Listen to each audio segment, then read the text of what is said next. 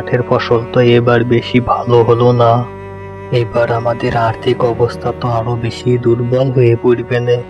আমি তো খুবই চিন্তায় পড়ে গেলাম।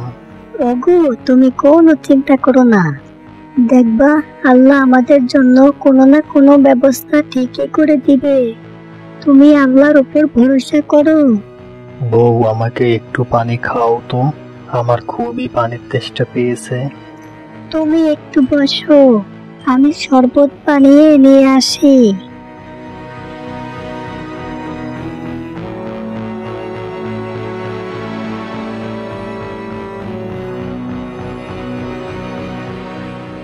এই নাও শরবত। হ্যাঁ বউ, দাও তো।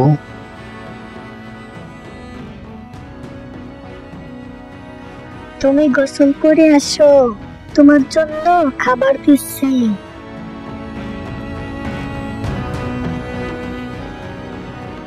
এবার তো মাঠের ফসল ভালো হলো না, আমাদের তো টাকা রোজগার করার বিকল্প পদ্ধতি ভাবতে হবে।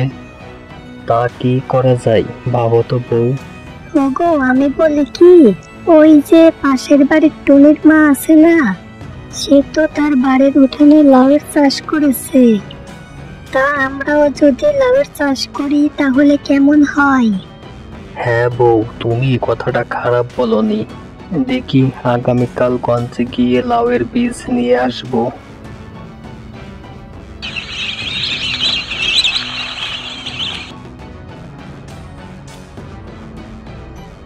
বউ, বউ, শুনছো? হ্যাঁ বলো। বলি কি, টাকার হাড়ি থেকে কিছু টাকা নিয়ে আসো তো, গঞ্জে যাব লাউয়ের বীজ আনতে। হ্যাঁ, নিয়ে আসছি।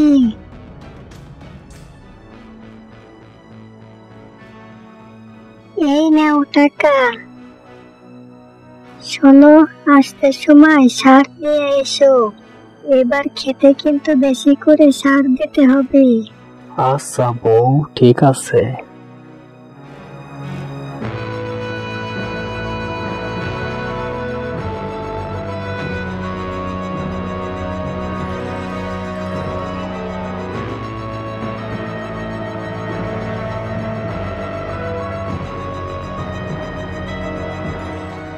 এবার তো লাউয়ের চাষ বাড়ির উঠানেই করতে চাচ্ছি।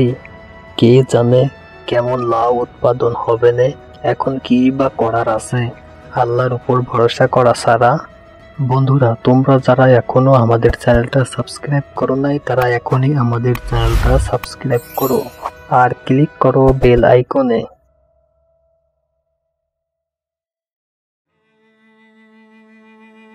বউ, বউ, কই তুমি?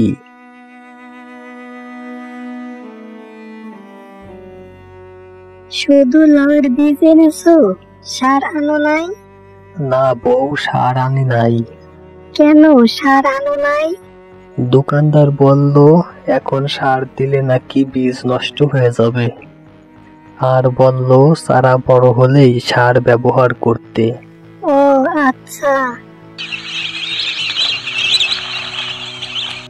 বউ, আমরা তো লাউয়ের বীজের ব্যবস্থা করে ফেললাম, কিন্তু তাওয়ার ব্যবস্থা তো করলাম না। আগামীকাল সকালেই তাওয়ার ব্যবস্থা করে বীজগুলো বপন করতে হবে। হ্যাঁ, আগামীকাল আমরা দুজনেই একসঙ্গে বীজগুলো বপন করব। এখন চলো দুমুঠো খাবার খেয়ে নেই। হ্যাঁ বউ, খাবার দাও তো, আমারও অনেক খিদে পেয়েছে। হ্যাঁ, দিচ্ছি।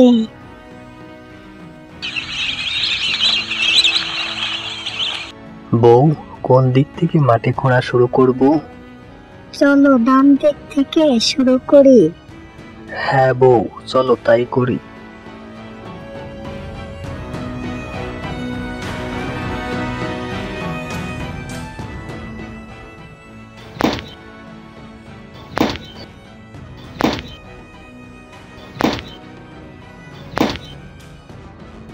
বউ, বীজগুলো বপন করা তো হলো, এখন পানি দিতে হবে।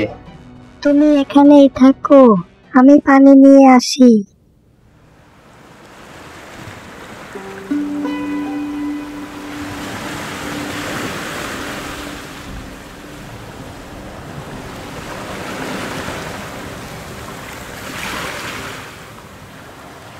অবশেষে পানি দেওয়াও শেষ হলো।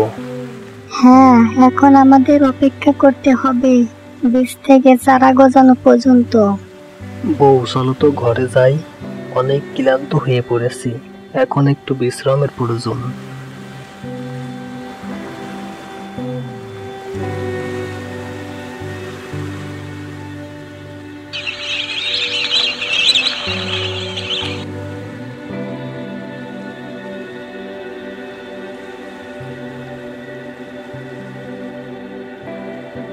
আরে বাহ, চারাগুলো তো অনেক সুন্দরভাবে গজিয়েছে। সবই আল্লাহ তাআলার বরকত। এখন চারাগুলোতে পানি দিই।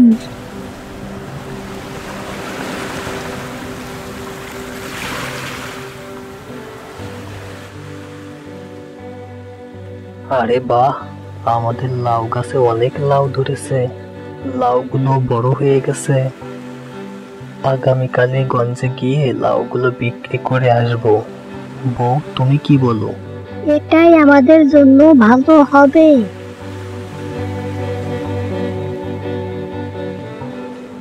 আরে আরে, চাষির লাউ গাছে তো অনেক লাউ ধরেছে, আর লাউগুলো তো অনেক বড় হয়েছে। আজ রাতে লাউগুলো চুরি করতে হবে, কেউ আবার দেখে ফেলার আগেই আমাকে এখান থেকে কেটে পড়তে হবে।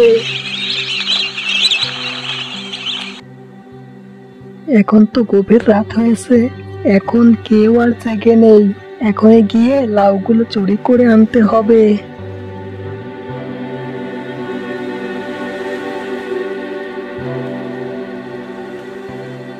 এখনই উত্তম সময়, চাষি ও তার বউ ঘুমাচ্ছে, আর এক মুহূর্ত দেরি করা ঠিক হবে না। লাউগুলো নিয়ে তাড়াতাড়ি কেটে পড়ি।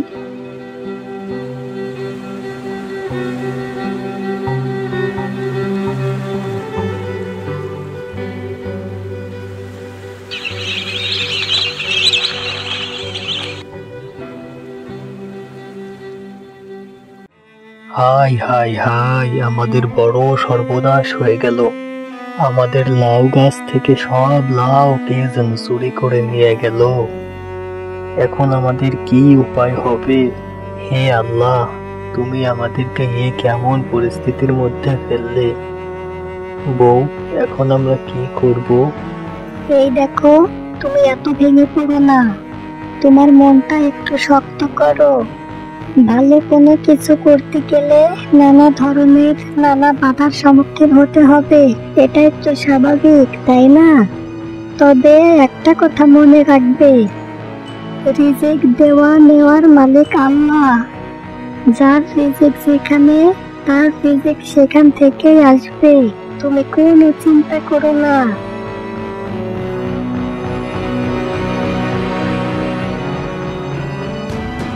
চাষি, চাষি কি বাড়িতে আছো? চাষি, মোড়ল মশাই, আপনি হঠাৎ আমার বাড়ি? হ্যাঁ চাষি, আমি তোমার বাড়িতে এসেছি কারণ আমি 3 মাসের জন্য দেশের বাহিরে যাচ্ছি। পশ্চিম মাঠে আমার যে কুমড়োর ক্ষেত আছে, ওই ক্ষেতের দায়িত্বটা আমি তোমাকে দিতে চাই। আমি ফিরে না আসা পর্যন্ত তুমি ক্ষেতের দেখাশোনা করবে, আর কুমড়োগুলো বিক্রি করে যে টাকা পাবে 3 ভাগ করে 2 ভাগ তুমি নেবে, আর 1 ভাগ আমার জন্য রেখে দিবে। আচ্ছা মোড়ল মশাই, আমি আপনার কুমড়োর ক্ষেতের দায়িত্বটা নিলাম। আপনি নিশ্চিন্তে দেশের বাইরে যেতে পারেন। চাষি, তোমাকে অনেক ধন্যবাদ, আমি তাহলে আসি।